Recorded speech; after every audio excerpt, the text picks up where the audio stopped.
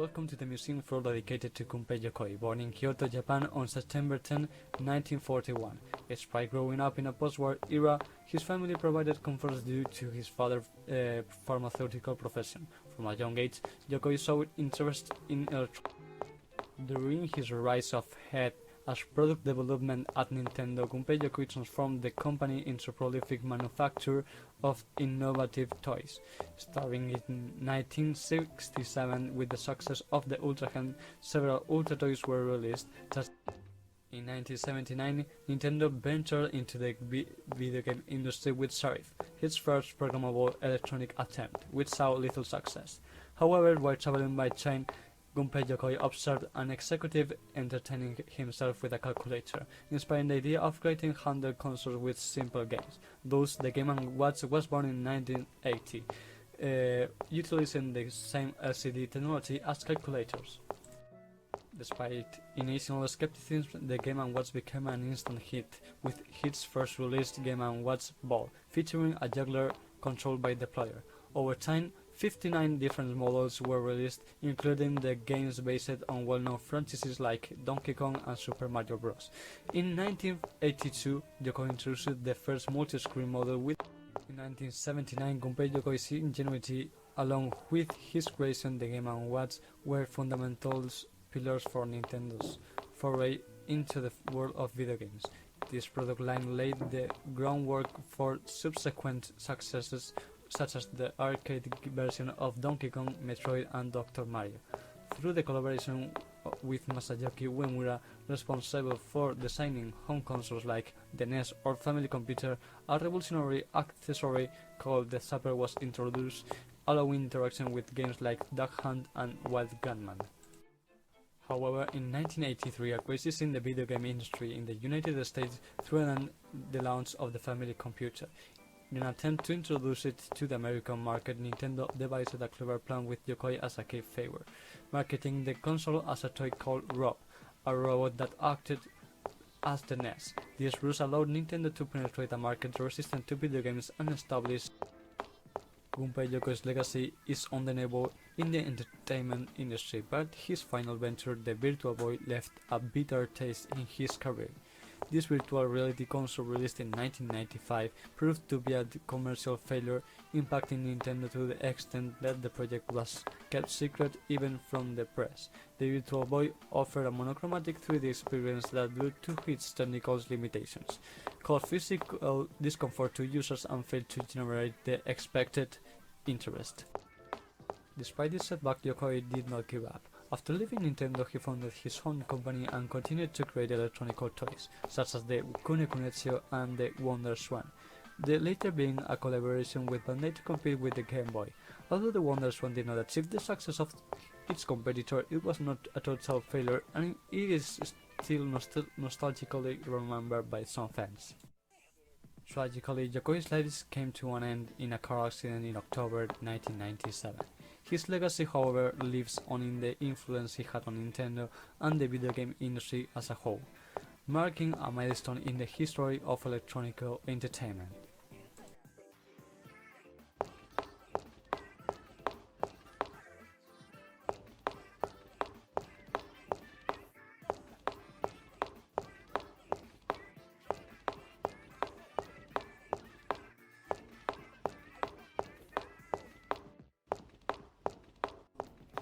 Shigeru Miyamoto was born in Kyoto, exiled in Sonobe, on November 16, the year 1952. At the age of 18, he entered the Kanazawa Art College. His parents doubted his career choice, even so his mother supported him in his creativity, and his father introduced him to Hiroshi Yamauchi, the president of Nintendo and a friend of his. Miyamoto adapts reality for his video games, such as the Sonobe cave that he liked to explore for the map of The Legend of Zelda, or his neighbor's change dog for Mario's Jump Change. He always prioritizes quality in his projects over quantity, and defends innovative gameplays as the most important aspect of them. Shigeru Miyamoto, hired by Nintendo in 1977, contributed to the design of the arcade game Sheriff, but his first big hit was Radar Scope in 1918, which was successful in Japan but failed in America. Miyamoto transformed excess radar scope on it into Donkey Kong in 1981. Thanks to its great success, it generated many sales and became the first game designed by Miyamoto. In 1983, Donkey Kong features Jumpman, who later became the character Mario, having his own game called Mario Bros., being released for more than 20 platforms and having a great impact thanks to its multiplayer mode. In 1985, after the success of Mario Bros., important games were developed for Nintendo. First, Super Mario Bros., becoming the best seller of its time thanks to its innovative platform game mechanics. At the same time, he became the creator of The Legend of Zelda, went into it experience exploring a world of his own. Miyamoto created a non-linear game full of puzzles and mysteries that became a successful classic. Miyamoto worked on sequels such as Super Mario Bros. 2, being more difficult than the first, and Adventure of Link, with an experience point system. He worked extensively on the NES game and produced another notable titles such as Metroid and Kid Icarus in collaboration with his mentor Gunpei Yokoi, establishing Miyamoto as one of the most influential designers in the history of video games. Miyamoto has left a lasting legacy in the industry. He has been very good at adapting to new technologies since the introduction of 3D graphics in Super Mario 64. He was influential with titles like Sonic the Hedgehog of Sega's and Crash Bandicoot of Naughty Dog's, that borrowed the same elementals from the Miyamoto platform games, such as Super Mario Bros. He was also very good at adapting to the innovation use of motion controls in the Wii series. His games have also left an indelible mark on popular culture, inspiring toys, mobs, and television series. His influence on the industry can be seen in modern titles such as The Witcher 3 and The Elder Scrolls Saga. Miyamoto has received numerous awards, including the Golden Joystick Award in 1985, inducted into the Academy of Interactive Arts and Science Hall of Fame in 1919, and Emmy Awards for Achievement in Technology in 1998, the BAFTA Fellowship Award in 26, and the Prince of Asturias Awards for Communication and Humanities in 2012.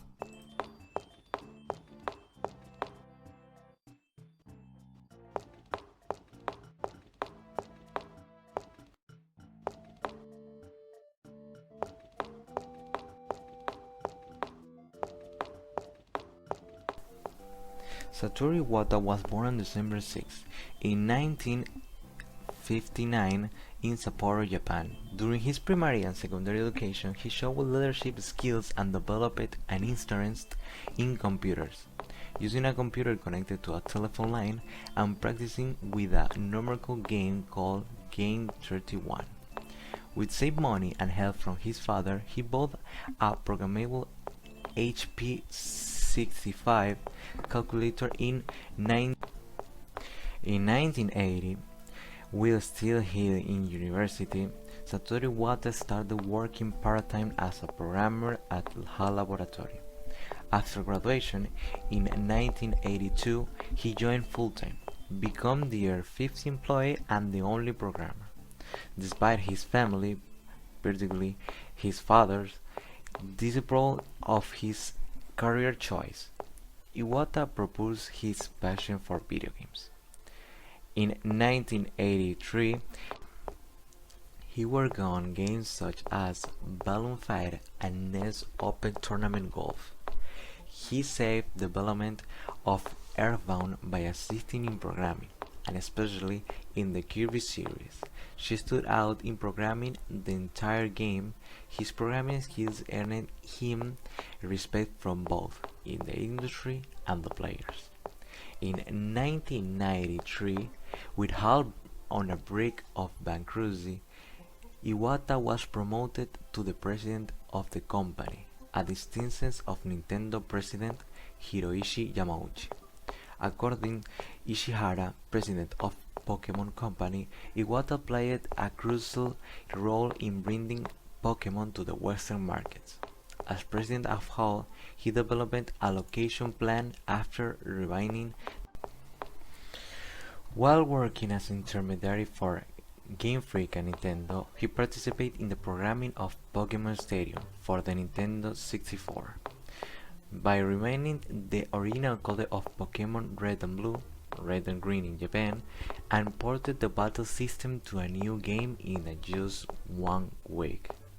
In addition of everything previously mentioned, Satoru Iwata used his scarce free time to continue programming small projects. For example, along with his friend and co-worker Masahiro Sakurai, they worked on a would be called Dragon King and the Fighting Game, a 4-player fighting game that aimed be original. It wouldn't be far-fetched to say thanks to Satoru Iwata, we are all gamers now, as his ideology about video games was that they were about fun for everyone. He worked hard to bring them everywhere and for all kinds of people, and thus the popularity of video games incremented after the launch of the DS and the Wii, which always focused on the entire audience. After Iwata's death, Reggie Fils-Aimé started. It will be years before his impact on both Nintendo and the entire video game industry is fully appreciated.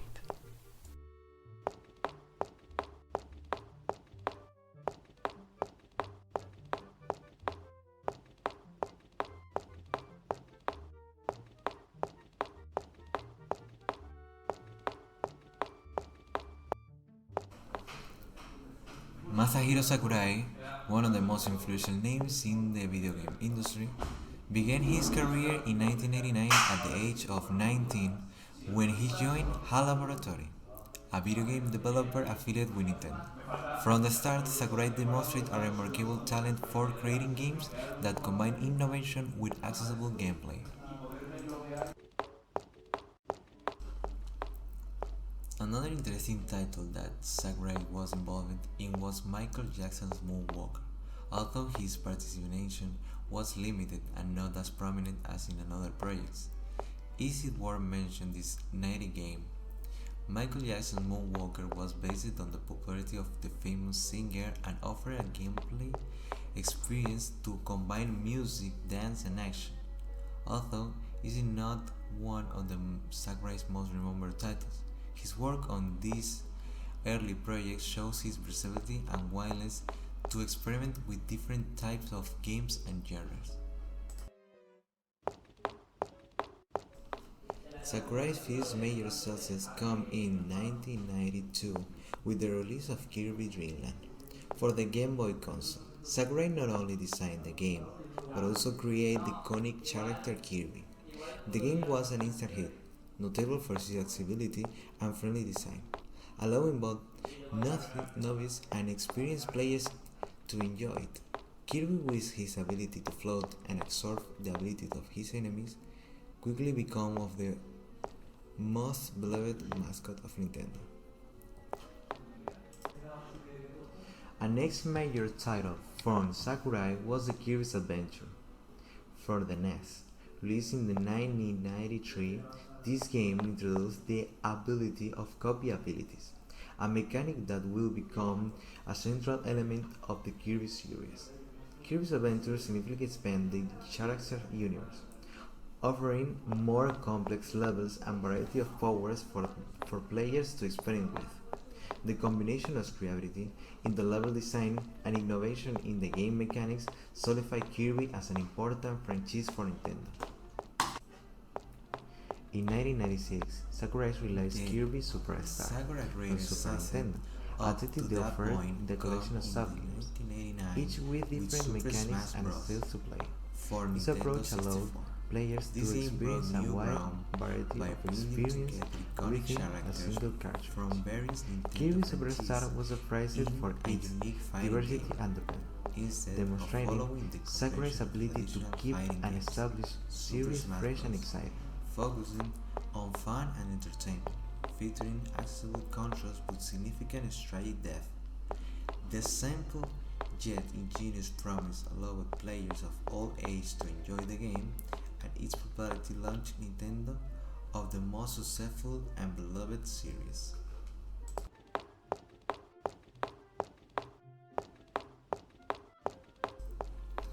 In 2003, Masahiro Sakurai founded his own video game development company called Sora Limited after leaving HAL Laboratory. The creation of Sora Limited allows Sakurai to have greater creative freedom and control over the projects he worked on. Sora Limited is a relatively small video game development company, but it has had a significant impact due to the reputation and talent of its founder, Masahiro Sakurai.